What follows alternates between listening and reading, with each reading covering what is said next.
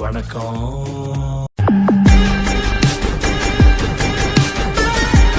வேலைக்கு செல்லும் மாமியார் கிடைத்ததில் என்ன லாபம்? என்ன கேட்டாலும் வாங்கி தராங்க. என்ன கேட்டாலும் வாங்கி தராங்க. நல்லா இருக்கு. எத்தனை வருஷம்? யார் பத்த பிள்ளையோ நம்ம பிரச்சனையை பூரா தீர்த்து வைக்கலாம். நம்ம சம்பத்தியத்தை கரைக்கிறதுக்குன்னே வராங்க. அது உங்க மருமகளோட வச்சுக்கோங்க. சிரிக்கிறானி வெக்கமா இல்ல? சார் நல்லா தூங்கலாம் சார். நல்லா தூங்கலாம். காலையில என்னை எழுப்பவே மாட்டாங்க. கொசுக்கடி இல்லாம நிம்மதியா தூங்குங்க. கையில காசு வச்சிருப்பேன், என்னைக்காச்சும் செலவுக்கு வேணும் அப்படின்னு அதை வச்சுட்டு அவங்க கிட்ட போய் கேட்பேன். என்ன ஒரு புத்திசாலித்தனம். ஹஸ்பண்ட் கிட்ட எதுவும் கேட்க மாட்டாங்க, அவங்களுக்கு வேண்டது அவங்களே வாங்கிப்பாங்களே. அதான் மறுபடியும் நமக்கு செலவு இல்லைங்கிறதா. ஆமா. உனக்கெல்லாம் வெக்கமே இல்லையாடா? சோறு தானே திங்கிற.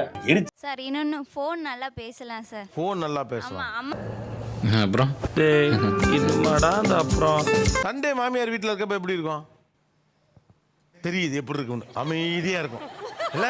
பயப்பிடிச்சிட்டான். எல்லாம் டெக்னாலஜி. ஒரு நாள் வீட்டில் இருப்பாங்க, டிவியில் நான் ஸ்டாப்பாக ஒரு வாரமாக விட்ட சீரியல் எல்லாம் போகும். இது வரைக்கும் நீங்க இதெல்லாம் என்ஜாய் பண்ணதா சொன்னீங்களோ, அதை ஒரு நாள் அவங்க என்ஜாய் பண்ணல, நீங்க மாமியார் ஆயிட்டீங்க. உனக்கு வந்தா ரத்தம், எனக்கு வந்தா தக்காளி சட்னா முட்டிக்கிட்டு. ஓ, நான்வெஜ் சாப்பாடுங்க நீங்க செய்ய மாட்டீங்களா? நான்வெஜ்ஜா? சமைக்கவே தெரியாது சார், அதனாலதான் அத்தை சமைக்கிறாங்க. மாவு அரைக்கிறது போறதெல்லாம் அது அத்தை தான் பண்ணுவாங்க. அதுவும் அவங்க தான் பண்ணுவாங்க. வந்து சீக்கிரமா செஞ்சு வச்சுட்டு போகணும்னு நினைப்பாங்க. எனக்கு சீக்கிரமா எழுந்திருக்கணும்னே தோண மாட்டேங்குது, டயர்டா இருக்கு சார். சுச்சமே இல்ல. 9 மணி வரைக்கும் கூட தூங்குவேன். எங்க அத்தை எழுப்பியே விட மாட்டாங்க. காலையிலத்துக்கும் மதியானத்துக்கும் சேர்த்து சமைச்சு வச்சுட்டு நைட்டு வருவாங்க. வர்றப்போ அத்தை சட்னி அரைக்கலத்த அப்படின்னு சொன்னா ஒன்றும் பிரச்சனை இல்லை, இட்லி பொடி வாங்கிக்கலாம். அவங்க அண்ணன் பொண்ணா நீங்க? ஆமா சார். என்ன பங்கு மாட்டிக்கிட்ட பங்கு. சோ சூடா மருமகள்ட்ட இருந்து சாப்பாடு வருது. ஸ்கூல் லைஃப்ல இது வரைக்கும் நான் 6 தான் சாப்பிட்டுருக்கிறேன். சுட சுட மாங்காய் சாம்பாரும் உருளைக்கிழங்கு ஃப்ரையும் அப்படியே என் ஃப்ரெண்ட்ஸ் எல்லாம் அப்படியே வாயூரி போவாளுக்கு, ஆளுக்கு ஒரு அவ்வளோ ஒரு நிம்மதி. என்னமா ஃபீல் பண்ணி கூவுறான்டா அவன். வேலைக்கு போறதுனாலே ஒரு குடைச்சல் கொடுப்பாங்க பாருங்க, அப்படின்னு ஒரு குடைச்சல் இருக்கும்ல, அது என்ன குடைச்சல்? டிபி செக் பண்ண வந்துருவாங்க. அப்போ வந்து நான் தூங்கிட்டு இருப்பேன். அப்போ திடீர்னு ஃபோன் வரும், இந்த மாதிரி வருவாங்கம்மா பார்த்துக்கோமா அப்படின்னு சொல்லிட்டு போயிடுவாங்க. அது கொஞ்சம் இதாக இருக்கும் சார். நான் பிரச்சனை எப்படிமா எடுத்துக்கிறது? சார் இதுக்காண்டி சில நேரம் இதுக்காண்டில தூங்காம இருந்திருக்கேன் சார். ஆனா இவ்வளவு தியாகம் எப்படிமா பண்ண முடியும்? மைண்ட் டார்ச்சர் அந்த மாதிரி சொல்லலாம். இப்போ வந்து அவங்க வேலைக்கு போகிறாங்க, அவங்க கையில் மணி வருது, அதாவது யாரையாவது டிபெண்ட் பண்ணி தான் இருக்க வேண்டியதாக இருக்கு. இதெல்லாம் கொஞ்சம் ஈஸியா வாங்கிடுவாங்க அவங்க சம்பாதிக்கிறதுனால. அவங்களுக்கு பிடிச்ச புடவை வாங்கிக்குவாங்க.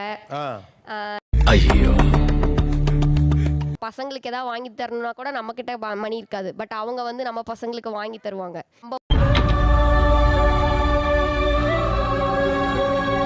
ஹஸ்பண்ட் கிட்ட இது வாங்கலாமா, அவர் வந்து இது காசு இல்லை அப்புறமே வாங்கிக்கலாங்கும் போது நம்ம கிட்ட காசு இருந்தா நம்ம வாங்கி பிள்ளைங்களை பேம்பர் பண்ற அட்வான்டேஜ் அவங்க கிட்ட இருக்கு. உண்மை. இருந்து அவங்க பசங்களை பார்த்துக்கிட்டா நம்ம வேலைக்கு போகலாம் இல்லைங்க சார். நம்ம வேலைக்கு போகலாம், நம்ம சம்பாதிக்கலாம்.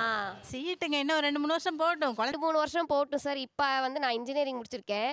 இப்போ ஜாப் அப்ளை பண்ணாலே எக்ஸ்பீரியன்ஸ் இல்லை. என்ன சொல்ல வராங்கன்னா, நானும் இன்ஜினியரிங் படிச்சிருக்கேன், நீங்க பெரியவங்க வீட்டில் இருந்து, ஏன்னா ஏற்கனவே பிள்ளைங்களும் உங்களை ஓய்வு எடுத்துக்க சொல்றாங்க, கூட இருந்துக்கிட்டு பார்த்துக்கிட்டீங்கன்னா அவங்க வேலைக்கு போவாங்களே. யோசனை பண்ணுறேங்க சார். எனக்கு புரியலைங்க. ஆக்சுவலா புரியாம தான் கேக்குறேன். நான் வந்து பார்த்து இப்போ எப்படின்னா இந்த பொண்ணு வீட்டில் தான் இருக்கு, வயசான காலத்தில் அவங்க வேலைக்கு போகிறாங்க. என்ன கொடுமை சரவணன்.